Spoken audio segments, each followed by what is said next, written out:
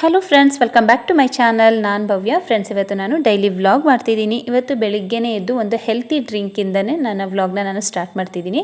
ಹಾಗೆ ತುಂಬ hair fall ಆಗ್ತಿದೆ ಮತ್ತು ನಮ್ಮ ಸ್ಕಿನ್ ತುಂಬ ಡಲ್ ಇದೆ, ವೆಯ್ಟ್ ಲಾಸ್ ಆಗ್ತಿಲ್ಲ ಅನ್ನೋರು ಈ ಒಂದು ಹೆಲ್ತಿ ಡ್ರಿಂಕ್ನ ಮಾಡ್ಕೊಂಡು ಕುಡಿಯೋದ್ರಿಂದ ತುಂಬಾ ಒಳ್ಳೆಯದು. ನಾನು ಆಮ್ಲ ಜ್ಯೂಸ್ ಮಾಡ್ತಾಯಿದ್ದೀನಿ.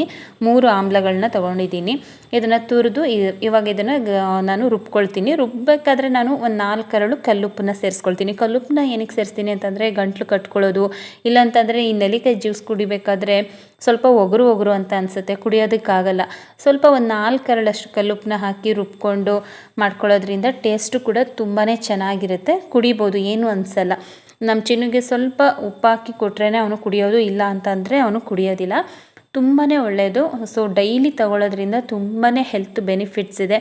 ಹೇರ್ ಫಾಲ್ ಕಮ್ಮಿ ಆಗುತ್ತೆ, ಸ್ಕಿನ್ ಗ್ಲೋ ಆಗುತ್ತೆ, ವೆಯ್ಟ್ ಲಾಸ್ ಆಗುತ್ತೆ. ತುಂಬಾ ಒಳ್ಳೆಯದು. ಆದಷ್ಟು ತಗೊಳ್ಳಿ. ಡೈಲಿ ಟೀ ಕಾಫಿ ಅದನ್ನೆಲ್ಲ ತೊಗೊಳ್ಳೋದಕ್ಕಿಂತ ಬೆಳಗ್ಗೆ ಟೈಮು ಈ ಥರ ಒಂದು ಹೆಲ್ತಿ ಡ್ರಿಂಕಿಂದ ಸ್ಟಾರ್ಟ್ ಮಾಡಿ ಆವತ್ತಿನ ದಿನನ. ಹಾಗೆ ಇವತ್ತು ನೆಲ್ಲಿಕಾಯಿ ಜ್ಯೂಸನ್ನ ಕುಡಿದು ಇವತ್ತಿನ ಬ್ರೇಕ್ಫಾಸ್ಟ್ಗೆ ನಾನು ಇಡ್ಲಿ ಮಾಡ್ತಿದ್ದೀನಿ. ಫ್ರೆಂಡ್ಸ್, ವಿಡಿಯೋನ ಎಲ್ಲೂ ಸ್ಕಿಪ್ ಮಾಡದೆ ಎಂಡ್ವರೆಗೂ ನೋಡಿ. ಇವತ್ತೊಂದು ಒಳ್ಳೆ ರೆಸಿಪಿನೂ ಕೂಡ ನಿಮಗೆ ತಿಳಿಸ್ಕೊಡ್ತೀನಿ. ಹಾಗೆ ನೀವು ಇಡ್ಲಿ ಬ್ಯಾಟರ್ನ ನೋಡ್ತಿರ್ಬೋದು. ಈ ರೀತಿ ಇಡ್ಲಿ ಬ್ಯಾಟರ್ ಇದ್ದರೆ ಖಂಡಿತ ಇಡ್ಲಿ ತುಂಬಾ ಸಾಫ್ಟಾಗಿ ಬರುತ್ತೆ ಅಂತಲೇ ಅರ್ಥ. ಎಷ್ಟು ಚೆನ್ನಾಗಿ ಉಬ್ಬಿ ಬಂದಿದೆ ನೋಡಿ. ಈ ಥರ ನೊರೆ ಥರ ಇದ್ದರೆ ಖಂಡಿತ ಅವತ್ತು ಇಡ್ಲಿ ಸಾಫ್ಟಾಗಿ ತುಂಬ ಚೆನ್ನಾಗಿರುತ್ತೆ. ಈ ಥರ ಇದ್ದಾಗ ಮಾತ್ರ ನಾನು ಇಡ್ಲಿ ಮಾಡೋದು, ಇಲ್ಲ ಅಂತಂದರೆ ನಾನು ದೋಸೆ ಹಾಕ್ಬಿಡ್ತೀನಿ. ದೋಸೆ ಮತ್ತು ಇಡ್ಲಿಗೆ ಒಂದೇ ಸಲ ನಾನು ರುಬ್ಬಿಡೋದು. ಒಂದಿನ ದೋಸೆ ಒಂದಿನ ಇಡ್ಲಿ ಈ ರೀತಿ ಮಾಡ್ಕೊಳ್ತೀನಿ. ತುಂಬಾ ಚೆನ್ನಾಗಿ ಬರುತ್ತೆ. ದೋಸೆಗೆ ಬೇರೆ ಇಡ್ಲಿಗೆ ಬೇರೆ ಆ ರೀತಿ ಎಲ್ಲ ಮಾಡಲ್ಲ. ನಮ್ಮ ಚಿನ್ನುಗೆ ಇಡ್ಲಿ ದೋಸೆ ಅಂದರೆ ತುಂಬಾ ಇಷ್ಟ. ಹಾಗೆ ಇವತ್ತು ಇಡ್ಲಿಗೆ ನಾನು ಹೋಟೆಲ್ ಸ್ಟೈಲಲ್ಲಿ ಒಂದು ಇಡ್ಲಿ ಸಾಂಬಾರನ್ನ ಮಾಡ್ತಿದ್ದೀನಿ. ಬೇಳೆ ಏನು ಹಾಕ್ತೇನೆ ಹಾಗೆ ಮಾಡ್ತಿರೋದು. ತುಂಬಾ ಚೆನ್ನಾಗಿರುತ್ತೆ, ತುಂಬಾ ಸಿಂಪಲ್. ಅದರಲ್ಲೂ ಇಡ್ಲಿಗಂತೂ ಸೂಪರಾಗಿರುತ್ತೆ. ಚಿನ್ನುಗೆ ಫೇವ್ರೇಟು. ಇಡ್ಲಿ ಮಾಡಿದಾಗೆಲ್ಲ ಆ ಸಾಂಬಾರಂತೂ ನಮ್ಮ ಮನೇಲಿ ಮಾಡಲೇಬೇಕು, ಇಲ್ಲ ಅಂತಂದರೆ ಅವನು ಇಡ್ಲಿನೇ ತಿನ್ನಲ್ಲ. ಆ ಸಾಂಬಾರು ರೆಡಿ ಮಾಡ್ಕೊಡೋವರೆಗೂ ಕೂತಿರ್ತಾನೆ. ಅವನಿಗೆ ಸಲುವಾಗೇ ನಾನು ಸ್ಪೆಷಲಾಗಿ ಬೇರೆ ಚಟ್ನಿ ಮಾಡಿದರೂ ಸಹ ಆ ಸಾಂಬಾರನ್ನ ನಾನು ರೆಡಿ ಮಾಡ್ತೀನಿ. ಇವಾಗ ಇಡ್ಲಿ ಸಾಂಬಾರು ರೆಡಿ ಮಾಡೋದಕ್ಕಿಂತ ಮುಂಚೆ ಇಡ್ಲಿಗೆ ಇಟ್ಬಿಡೋಣ ಒಂದು ಸೆಟ್ಟು ಅಂತ ಅಂದ್ಬಿಟ್ಟು ಇಡ್ತಿದ್ದೀನಿ. ಯಾಕಂದರೆ ನಮ್ಮ ಮನೇಲಿ 2 ಸೆಟ್ ಇಡ್ಲಿನ ಮಾಡ್ಕೊಳ್ಬೇಕು. ಲಂಚ್ ಬಾಕ್ಸ್ಗೆಲ್ಲ ತೊಗೊಂಡೋಗ್ತಾರೆ ಅಲ್ವಾ, ಒಂದು ಸಲಿಗೆ 24 ಇಡ್ಲಿ ಆಗುತ್ತೆ. ಸೊ ಅದರಿಂದಾಗಿ ಫಸ್ಟ್ ಇಡ್ಲಿಗೆ ಇಟ್ಬಿಟ್ಟಿದ್ದೀನಿ. ಒಂದು ಸೆಟ್ ರೆಡಿ ಆಗುತ್ತೆ, ಅದು ಸಾಂಬಾರು ರೆಡಿ ಆಗೋಷ್ಟರಲ್ಲಿ ಅಂತ ಹೇಳಿ.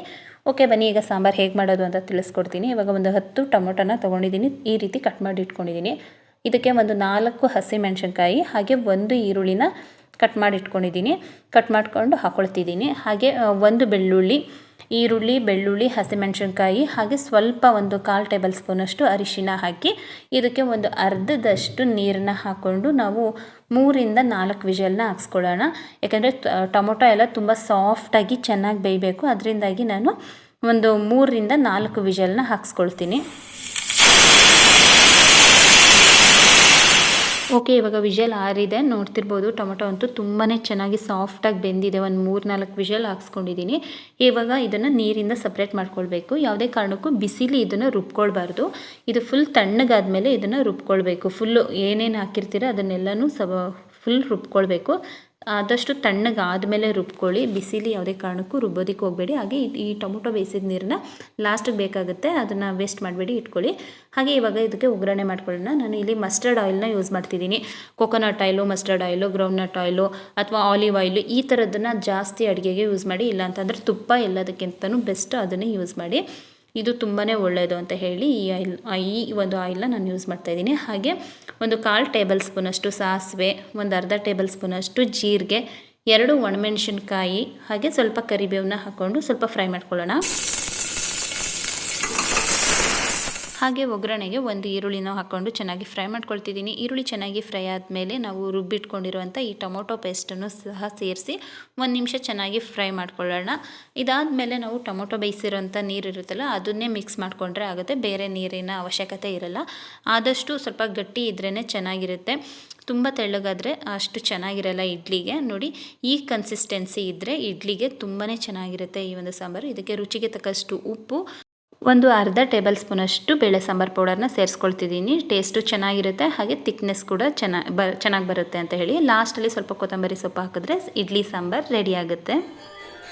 ಚಿನ್ನು, ಇಡ್ಲಿ ಹೆಂಗಿದೆ ಇವತ್ತು? ನಿನ್ನ ಫೇವ್ರೆಟ್ ತಿಂಡಿ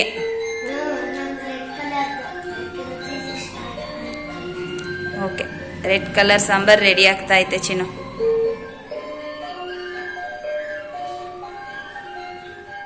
ಇವಾಗ ಇಡ್ಲಿ ಮತ್ತು ಸಾಂಬಾರು ಎರಡೂ ರೆಡಿ ಆಗಿದೆ. ಸಾಂಬಾರಂತೂ ತುಂಬಾ ಸಿಂಪಲ್, ತುಂಬಾ ಟೇಸ್ಟಿಯಾಗಿ ತುಂಬಾ ಚೆನ್ನಾಗಿರುತ್ತೆ. ನೀವು ಒಂದ್ಸಲ ಟ್ರೈ ಮಾಡಿ, ತುಂಬ ಚೆನ್ನಾಗಿರುತ್ತೆ. ಮನೆಯವರೆಲ್ಲ ಖಂಡಿತ ನೆಕ್ಸ್ಟ್ ಟೈಮ್ ಇದೇ ಸಾಂಬಾರು ಬೇಕು ಅಂತ ಕೇಳ್ತಾರೆ. ಒಂದ್ಸಲ ಟ್ರೈ ಮಾಡಿ, ಓಕೆನಾ? ಹಾಗೆ ಇಡ್ಲಿ ಅಂತೂ ನೋಡ್ತಿರ್ಬೋದು ಎಷ್ಟು ಸಾಫ್ಟಾಗಿ ಬಂದಿದೆ ಗೊತ್ತಾ, ಒಳ್ಳೆ ಸ್ಪಾಂಜ್ ರೀತಿ ಇದೆ ನೋಡಿ, ಎಷ್ಟು ಸಾಫ್ಟಾಗಿದೆ. ತುಂಬಾ ಚೆನ್ನಾಗಿ ಬಂದಿತ್ತು ಇಡ್ಲಿ ಅಂತೂ. ನಾನು ತೋರಿಸಿದ್ನಲ್ಲ ಆ ಥರ ಇಡ್ಲಿ ಬ್ಯಾಟರ್ ಇದ್ದರೆ ಖಂಡಿತ ಇಡ್ಲಿ ಇದೇ ಥರ ಬರುತ್ತೆ. ಸಂಜು ಅಂತೂ ಸಾಂಬಾರು ರೆಡಿ ಆಗೋಷ್ಟರಲ್ಲಿ ನಾನು ಬೇಳೆ ಸಾಂಬಾರು ಜೊತೆ ತಿಂತೀನಿ ಅಂತ ಹೇಳ್ಬಿಟ್ಟು ಅವ್ರು ಬೇಳೆ ಸಾಂಬಾರು ಜೊತೆನೇ ತಿಂತಿದ್ದಾರೆ. ಚಿನ್ನು ಈ ಸಾಂಬಾರು ಆಗೋವರೆಗೂ ತಿನ್ನಲ್ಲ ಅಂದ್ಕೊಂಡು ಕೂತಿದ್ದಾನೆ. ಅವನಿಗೆ ನೋಡಿ ಎಷ್ಟು ಖುಷಿ ಅಂತ ಈ ಸಾಂಬಾರು ನೋಡ್ತಿದ್ದಂಗೆ.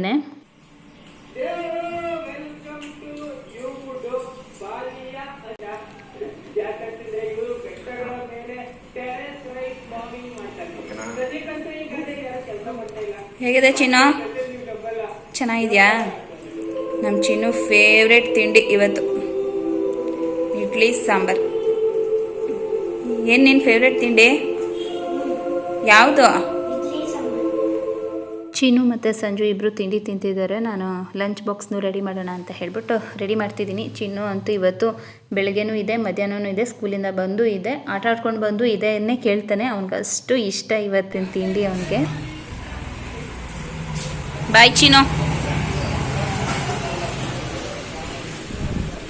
ಹಾಗೆ ಚಿನ್ನನ ಸ್ಕೂಲಿಂದ ಬಿಟ್ಟು ಬಂದು ಸಂಜುನೂ ಕೂಡ ಸ್ವಲ್ಪ ಔಟ್ಸೈಡ್ ಕೆಲಸ ಇದೆ ಅಂತ ಹೋಗಿದ್ರು. ಇವತ್ತು ಸ್ಯಾಟರ್ಡೆ, ಅವ್ರಿಗೇನು ಆಫೀಸ್ ಇಲ್ಲ, ಬಟ್ ಸ್ವಲ್ಪ ಕೆಲಸ ಇದೆ ಅಂತ ಅಂದ್ಬಿಟ್ಟು ಸ್ವಲ್ಪ ಔಟ್ಸೈಡ್ ಹೋಗಿದ್ರು. ಅಲ್ಲಿಂದ ಕೆಲಸ ಎಲ್ಲ ಮುಗಿಸ್ಕೊಂಡು ಬಂದು ಇವತ್ತು ವೈಫೈ ಕನೆಕ್ಷನ್ ಹಾಕ್ಸ್ತಿದ್ದಾರೆ ನಮ್ಮ ಮನೆಗೆ. ಯಾಕಂದರೆ ನಮ್ಮ ಮನೇಲಿ ತುಂಬಾ ನೆಟ್ವರ್ಕ್ ಇಶ್ಯೂ ಇದೆ. ಯಾವುದೇ ರೀತಿ ವೀಡಿಯೋನೂ ಅಪ್ಲೋಡ್ ಮಾಡೋಕ್ಕಾಗಲ್ಲ. ತುಂಬ ಅಂದರೆ ತುಂಬಾ ಪ್ರಾಬ್ಲಮ್ ಆಗಿಬಿಟ್ಟಿತ್ತು. ಒಂದು ವೀಡಿಯೋ ಅಪ್ಲೋಡ್ ಮಾಡ್ತೀನಿ ಅಂತಂದರೆ ನಾನು ಯೂಟ್ಯೂಬ್ಗೆ 2 ಅವರ್ಸಿಂದ 3 ಅವರ್ಸ್ ತೊಗೊಳುತ್ತೆ ಒಂದೊಂದು ಸಲ. ತುಂಬಾ ತಲೆ ಕೆಟ್ಟೋಗ್ತಿತ್ತು ನಿಜವಾಗ್ಲೂ. ವೀಡಿಯೋ ಮಾಡೋದೇ ಬೇಡ, ಅಪ್ಲೋಡು ಮಾಡೋದು ಬೇಡ ಅನ್ನೋಷ್ಟು ಬೇಜಾರಾಗ್ಬಿಟ್ಟಿತ್ತು ನನಗೆ. ನಮ್ಮದು ಗ್ರೌಂಡ್ ಫ್ಲೋರ್ ಆಗಿರೋದ್ರಿಂದ ತುಂಬಾ ನೆಟ್ವರ್ಕ್ ಇಶ್ಯೂ ಇತ್ತು. ಸೊ ಫೈನಲಿ ಇವತ್ತು ವೈಫೈ ಕನೆಕ್ಷನ್ ಹಾಕ್ಸ್ತಿದ್ದಾರೆ. ಚಿನ್ನೂ ತುಂಬಾ ಫೋರ್ಸ್ ಮಾಡ್ತಿದ್ದ, ಪಾಪ ಹಾಕ್ಸು ಪಾಪ ಅಂತ ಹೇಳಿ. ಯಾಕಂದರೆ ಅವನಿಗೆ ಫೋನ್ ಕೊಡೋದಿಲ್ಲ ನಾನು. ಅವನು ಆರ್ಟ್ ಕ್ಲಾಸ್ದೆಲ್ಲನೂ ನೋಡ್ಕೊಂಡು ಆರ್ಟ್ ಮಾಡೋದೆಲ್ಲನೂ ನೋಡ್ಕೊಳ್ತಿರ್ತಾನೆ ಫೋನಲ್ಲೆಲ್ಲ. ಸೊ ಅವನಿಗೆ ಫೋನ್ ಕೊಡ್ತಿರ್ಲಿಲ್ವಲ್ಲ. ಸೊ ಅವನು ತುಂಬ ಕೇಳ್ತಾ ಇದ್ದ, ಟಿ ವಿಲಲ್ಲಿ ನೋಡ್ತೀನಿ ಹಾಕ್ಸು ಪಾಪ ಅಂತ ಹೇಳಿ. ಸೊ ಫೈನಲಿ ಹಾಕ್ಸ್ತಿದ್ದೀವಿ. ಫೋನ್ ಕೊಡಲ್ವಲ್ಲ ಪಾಪ, ಟಿ ವಿಲೇ ನೋಡಲಿ ಅಂತ. ಫೋನ್ ಸ್ಕ್ರೀನ್ಗಿಂತ ಸ್ವಲ್ಪ ಟಿ ವಿ ಬೆಟರ್ ಅಲ್ವಾ. 1/2 hour ನೋಡಿದ್ರೆ ಟಿ ವಿಗೆ ಏನೂ ಆಗೋಲ್ಲ. ತುಂಬ ಫೋನೆಲ್ಲ ಇಟ್ಕೊಂಡು ನೋಡೋದು ನಂಗೆ ಇಷ್ಟ ಆಗೋಲ್ಲ ಅವನು. ಸೊ ಅದರಿಂದಾಗಿ ಹಾಕ್ಸಿದ್ದೀವಿ. ಅವ್ನಿಗೆ ಇವತ್ತು ಹೇಳಿಲ್ಲ ವೈಫೈ ಕನೆಕ್ಷನ್ ಹಾಕ್ಸ್ತೀವಿ ಅಂತ. ಖಂಡಿತ ಅವ್ನು ತುಂಬಾ ಸರ್ಪ್ರೈಸ್ ಆಗ್ತಾನೆ. ಅವ್ನ ರಿಯಾಕ್ಷನ್ ಹೇಗಿರುತ್ತೆ ಅಂತ ಅವ್ನು ಬರ್ತಿದ್ದಂಗೆ ತೋರಿಸ್ತೀನಿ, ನೋಡೋಣ, ಓಕೆನಾ?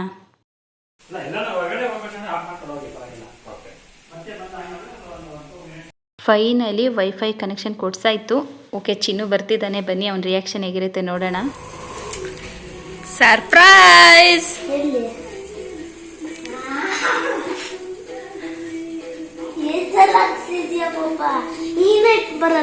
ಅಲ್ಲೂ ಹಾಕ್ಸಿದ್ದೆ ರೂಮಲ್ಲಿ.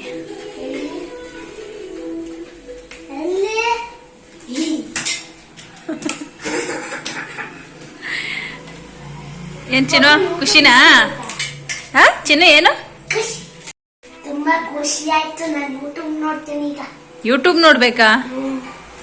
ಇನ್ನು ಹಾಕೊಂಡು ನೋಡ್ತಾ ಇರೋದೆ. ಅದೆಲ್ಲ ಬಿಟ್ಬಿಟ್ಟು ಫಸ್ಟ್ ಓದೋದ್ರ ಕಡೆ ಗಮನ ಕೊಡು. ಅದನ್ನೆಲ್ಲ ಟಚ್ ಮಾಡಬೇಡ ನೀನು, ಗೊತ್ತಾಯ್ತಾ?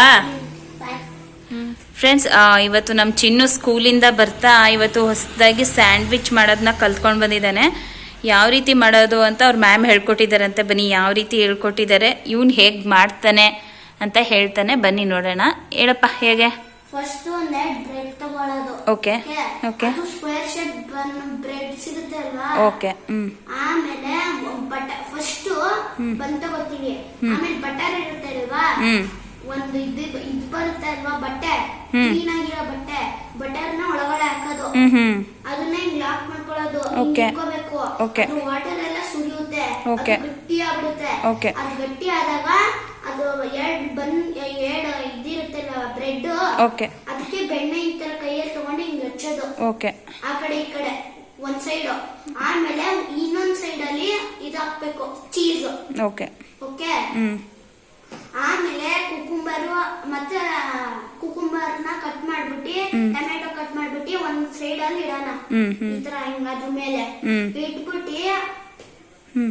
ಇಟ್ಬಿಟ್ಟು ಒಂದ್ ಸ್ವಲ್ಪ ಶುಗರ್ ಫ್ಲೇವರ್ ಬರ್ಬೇಕಂತ ಒಂದ್ ಸ್ವಲ್ಪ ಶುಗರ್ ಈ ಕಡೆ ಒಂಚೂರು ಈ ಕಡೆ ಒಂಚೂರು ಹಾಕೋದು ಹಿಂಗ್ ಮಾಡೋದು. ಸ್ವಲ್ಪ ತಿಂಗ್ ಇಟ್ಕೋಬೇಕು. ಆಮೇಲೆ ಓಪನ್ ಮಾಡೋದು. ಆಮೇಲೆ ಇದು ಸ್ವಲ್ಪ ಸಾಲ್ಟ್ ಹಾಕ್ಬೇಕು. ಅದು ಹಿಂಗ್ ಮಾಡಬೇಕು. ಆಮೇಲೆ ಇದು ಇದಕ್ಕೆ ಇಡ್ಬೇಕು ಸ್ಟವ್ಗೆ.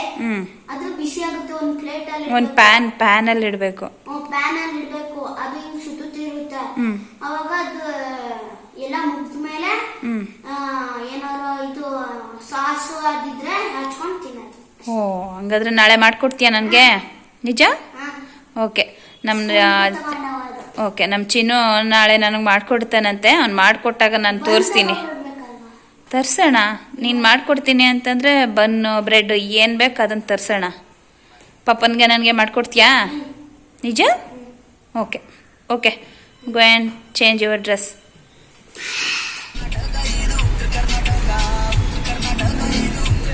ಹಾಯ್ ಚಿನ್ನು. ಹಾಗೆ ಚಿನ್ನು ಬಂದಮೇಲೆ ಊಟ ಎಲ್ಲ ಮುಗಿಸ್ಕೊಂಡು ಇವಾಗ ಸ್ಕೇಟಿಂಗ್ ಕ್ಲಾಸಿಗೆ ಕರ್ಕೊಂಡು ಹೋಗ್ತಿದ್ದೀವಿ. ಇವತ್ತು ಒಂದು 4th day skating class. 4th ಮತ್ತು 5th ಎರಡದು ಕ್ಲಿಪ್ಪಿಂಗ್ಸ್ ಹಾಕಿರ್ತೀನಿ ನೋಡಿ. ಸೊ ವಿಡಿಯೋ ಸ್ಕಿಪ್ ಮಾಡಿದೆ ನೋಡಿ. ತುಂಬಾ ಎಂಜಾಯ್ ಮಾಡ್ತೀರಾ. ಹಾಗೆ ಡೇ ಬೈ ಡೇ ಎಷ್ಟು ಚೆನ್ನಾಗಿ ಇಂಪ್ರೂವ್ ಆಗ್ತಿದ್ದಾನೆ ಅನ್ನೋದು ಕೂಡ ಗೊತ್ತಾಗುತ್ತೆ. ತುಂಬ ಚೆನ್ನಾಗಿ ಕಲ್ತ್ಕೊಳ್ತಿದ್ದಾನೆ. ಬಟ್ ಇವತ್ತಂತೂ ಸ್ಕೇಟಿಂಗ್ ಕ್ಲಾಸಲ್ಲಿ ತುಂಬಾ ಫನ್ ಇತ್ತು. ಚಿನ್ನುಯಿಂದ ತುಂಬಾ ನಕ್ಕಿದ್ದೀವಿ. ಸೊ ಸ್ಕಿಪ್ ಮಾಡಿದೆ ಎಂಡ್ವರೆಗೂ ನೋಡಿ. ಓಕೆ.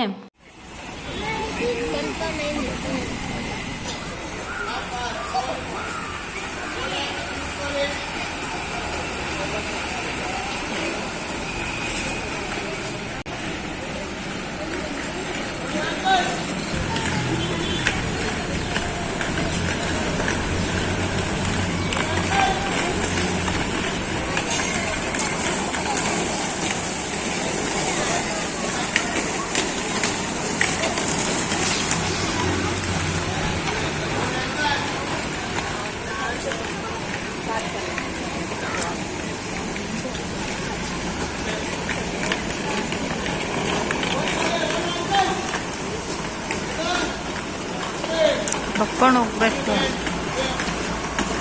ಎದ್ದೇ ಬಿಡ್ತಾನೆ.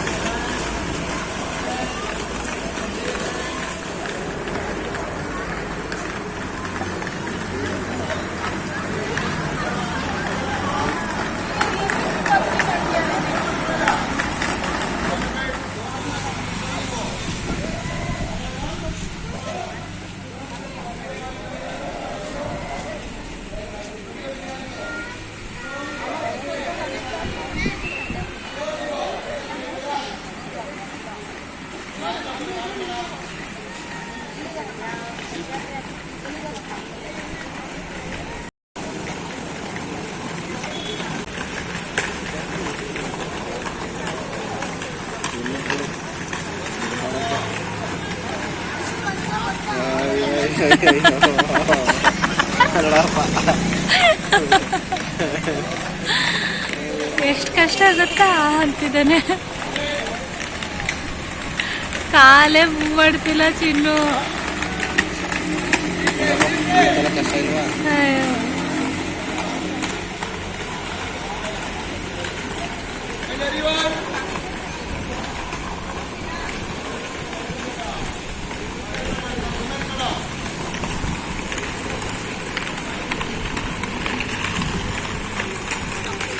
ಕಾಲ್ ಮಾಡು ಚಿನ್ನು. ಕಾಲ್ ಮೂವ್ ಮಾಡು. ಕಾಲ್ ನಡಿಯೋ ಸ್ವಲ್ಪ ಫಾಸ್ಟ್ ಆಗಿ ಬಕ್ಕೊಂಡು.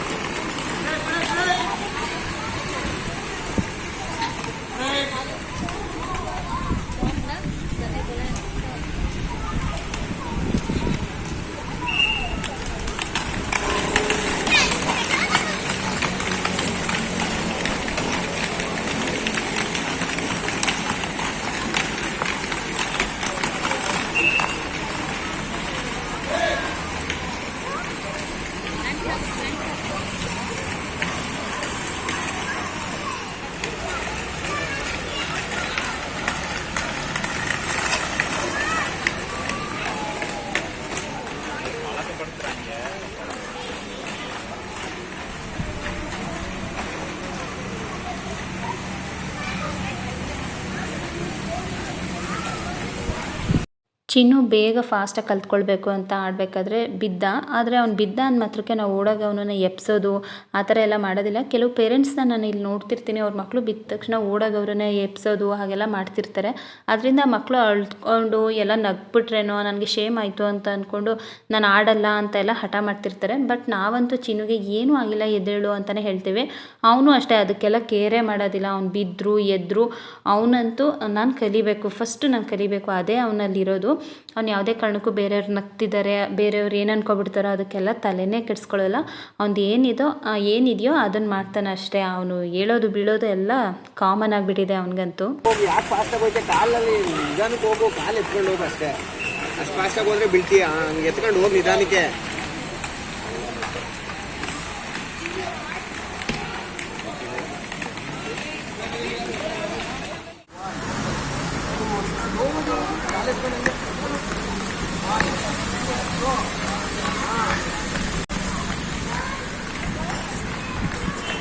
ಯಾವಾಗ ಕಲ್ತಿದ್ದೆ ಸಂಜು ಸ್ಕೇಟಿಂಗ್?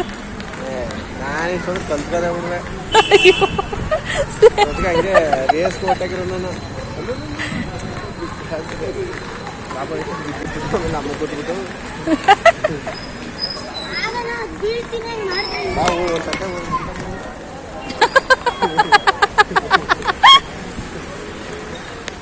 ಹಾಗೆ ನಾನು ಸಂಜುನ ಸ್ವಲ್ಪ ರೇಗಿಸ್ತಿದ್ದೆ, ನೀನು ಯಾವಾಗ ಸ್ಕೇಟಿಂಗ್ ಕ್ಲಾಸಿಗೆ ಸೇರ್ಕೊಂಡಿದ್ದೆ ಸಂಜು, ಮಗನಿಗೆ ಕ್ಲಾಸ್ ಹೇಳ್ಕೊಡ್ತಿದ್ಯಲ್ಲ ಹಾಗೆ ಅಂತ. ಅದಕ್ಕೆ ಅವರು ನೋಡ್ತಿದ್ದಂಗೆ ಕಲ್ತ್ಕೊಬಿಡ್ತೀನಿ, ನಾನಾಗಿದ್ರೆ ಇಷ್ಟೊತ್ತಿಗೆ ರೇಸ್ಗೆ ಹೊರಟೋಗ್ತಿದ್ದೆ ಹಾಗೆ ಹೀಗೆ ಅಂತ ಅಂದ್ಬಿಟ್ಟು ತಮಾಷೆ ಮಾಡ್ತಿದ್ರು. ಅವ್ರು ಏನಂತಂದರೆ ನಾನು ಫೋನ್ ಆನ್ ಮಾಡಿ ಇಟ್ಕೊಳ್ತಿದ್ದಂಗೆ ಅವರು ಮಾತೇ ಆಡೋದಿಲ್ಲ. ನಾನು ಆಫ್ ಮಾಡಿದ್ದೀನಿ ಅಂತಂದರೆ ಸಾಕು ತುಂಬ ಜನ ಅನ್ಕೊಬಿಟ್ಟಿದ್ದೀರಾ ಸಂಜು ತುಂಬ ಸೈಲೆಂಟು, ಮಾತಾಡಲ್ಲ ಹಾಗೆ ಹೀಗೆ ಅಂತ. ಬಟ್ ಸಂಜು ತುಂಬ ಅಂದರೆ ತುಂಬ ಮಾತಾಡ್ತಾರೆ. ಅದರಲ್ಲೂ ನನ್ನ ಮಗನ ಸಿಕ್ಕಾಪಟ್ಟೆ ರೇಗಿಸ್ತಾರೆ. ಚಿನ್ನು ಏನಾದರೂ ಮಿಸ್ಟೇಕ್ ಮಾಡಿದ್ರು ಅಷ್ಟೇ, ನಾನೇನಾದರೂ ಒಪ್ಪಿತಪ್ಪಿ ಮಿಸ್ಟೇಕ್ ಮಾಡಿದ್ರು ಅಷ್ಟೇ ತುಂಬಾ ರೇಗಿಸ್ತಾರೆ, ತುಂಬ ಕಾಮಿಡಿ ಮಾಡ್ತಿರ್ತಾರೆ. ಆದರೆ ಆನ್ ಕ್ಯಾಮ್ರಾ ಅವರು ಮಾತಾಡಲ್ಲ ಅಷ್ಟೇ. ಅದಕ್ಕೆ ಚಾನ್ಸ್ ಸಿಕ್ಕಿದಾಗ ನಾನು ನನ್ನ ಮಗ ಇಬ್ಬರು ಸೇರ್ಕೊಂಡು ತುಂಬಾನೇ ರೇಗಿಸ್ಬಿಟ್ರು ಅವ್ನು ಸ್ಕೇಟಿಂಗ್ ಮಾಡೋದನ್ನ ನೋಡಿಕೊಂಡು. ಅದಕ್ಕೆ ಚಿನ್ನು ಇವತ್ತೇ ನಾನು ಚೆನ್ನಾಗಿ ಕಲ್ತ್ಬಿಟ್ಟು ತೋರಿಸ್ತೀನಿ ಅಂದ್ಬಿಟ್ಟು ತುಂಬ ಚೆನ್ನಾಗಿ ಪ್ರಾಕ್ಟೀಸ್ ಮಾಡ್ತಿದ್ದಾನೆ.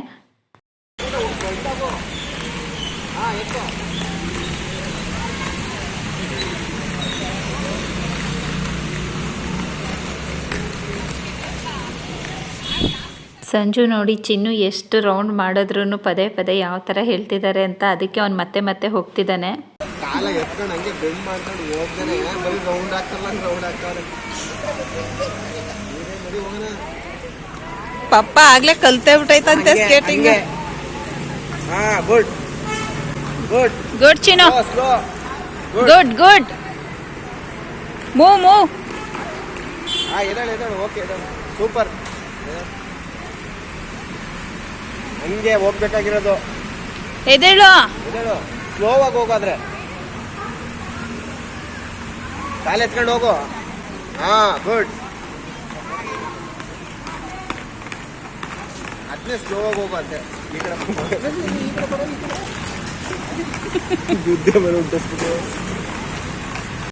ಏನು ಗೊತ್ತಾ, ಯಾವುದೇ ಮಕ್ಕಳಾದ್ರೂ ಏನನ್ನೇ ಕಲಿಬೇಕಾದ್ರೂ ಸ್ಟಾರ್ಟಿಂಗ್ ಡೇಸಲ್ಲಿ ತುಂಬಾ ಬೀಳೋದು ಹೇಳೋದು ತುಂಬಾ ಸಹಜ ಆಗಿರುತ್ತೆ. ಚಿನ್ನೂ ಅಷ್ಟೇ ತುಂಬ ಸಲ ಬೀಳ್ತಿರ್ತಾನೆ ಹೇಳ್ತಿರ್ತಾನೆ.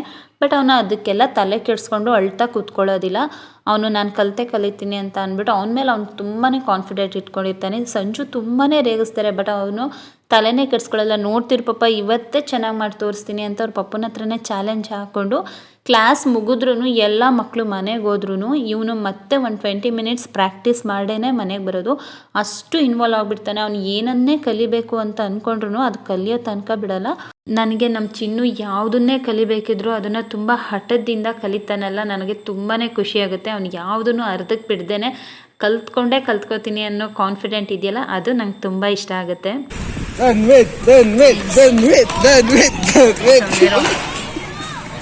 ಓಕೆ ಫ್ರೆಂಡ್ಸ್, ನೋಡಿದ್ರಲ್ಲ ಚಿನ್ನು ಎಷ್ಟು ಸಲ ಬಿದ್ದರೂ ಕೂಡ ಒಂದು ಸೆಕೆಂಡು ಕೂಡ ಯೋಚನೆ ಮಾಡದೆ ತಕ್ಷಣ ಎದ್ದು ಕಲಿಯೋದಕ್ಕೆ ಹೋಗ್ತಾನೆ. ಆ ಒಂದು ಗುಣ ನನಗೆ ಸಿಕ್ಕಾಪಟ್ಟೆ ಇಷ್ಟ ಆಗುತ್ತೆ. ತುಂಬ ಚೆನ್ನಾಗಿ ಕಲ್ತ್ಕೊಳ್ತಿದ್ದಾನೆ. ಮುಂದೆ ಅವನು ಯಾವ ಥರ ಸ್ಟೆಪ್ ಬೈ ಸ್ಟೆಪ್ ಹೇಗೆ ಕಲಿತಿದ್ದಾನೆ ಅನ್ನೋದನ್ನು ಖಂಡಿತ ನಾನು ಶೇರ್ ಮಾಡ್ಕೊಳ್ತೀನಿ. ಈ ಒಂದು ವಿಡಿಯೋ ನಿಮಗೆಲ್ಲ ಇಷ್ಟ ಆಗಿದರೆ ಪ್ಲೀಸ್ ಲೈಕ್ ಮಾಡಿ, ಆದಷ್ಟು ನಿಮ್ಮ ಫ್ರೆಂಡ್ಸ್ ಆ್ಯಂಡ್ ಫ್ಯಾಮಿಲಿ ಜೊತೆ ವೀಡಿಯೋಸ್ನ ಶೇರ್ ಮಾಡ್ಕೊಳ್ಳಿ. ಹಾಗೆ ಸಬ್ಸ್ಕ್ರೈಬ್ ಮಾಡದೆ ವಾಚ್ ಮಾಡ್ತಿದ್ರೆ ಪ್ಲೀಸ್ ನನ್ನ ಚಾನಲ್ನ ಸಬ್ಸ್ಕ್ರೈಬ್ ಮಾಡ್ಕೊಂಡು ವಾಚ್ ಮಾಡಿ ಅಂತ ಹೇಳ್ತಾ ಈ ಒಂದು ವ್ಲಾಗ್ನ ನಾನು ಇಲ್ಲಿಗೆ ಎಂಡ್ ಮಾಡ್ತಿದ್ದೀನಿ. ಸಿಗೋಣ ಮುಂದಿನ ವಿಡಿಯೋದಲ್ಲಿ. Until then take care, bye. Thank you for watching.